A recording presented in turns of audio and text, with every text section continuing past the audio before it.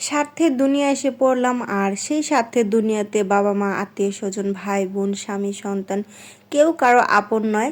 এই স্বার্থের দুনিয়াতে হচ্ছে যার টাকা আছে তার হচ্ছে মূল্য আছে, আর যার টাকা নেই তার কোনো মূল্য নেই এই পৃথিবীতে।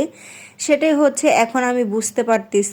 শুধুমাত্র টাকার জন্য একটা মানুষের সুন্দর সাজানো গুজানো সংসারটা নষ্ট হয়ে যায়।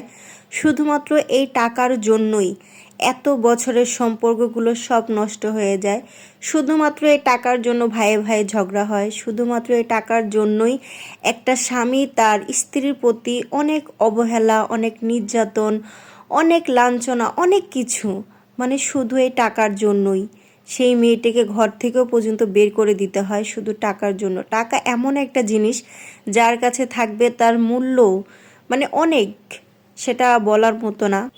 আমি চাই না আমার মতো হচ্ছে এরকম ফেস কেউ করুক, কারণ টাকার জন্য আমি অনেক কিছু ফেস করতেছি। আমি জানি না সামনে আরও কত কি আমার ফেস করতে হবে, তবে ইনশাল্লাহ আমার হচ্ছে আমার রবের উপরে ভরসা আছে।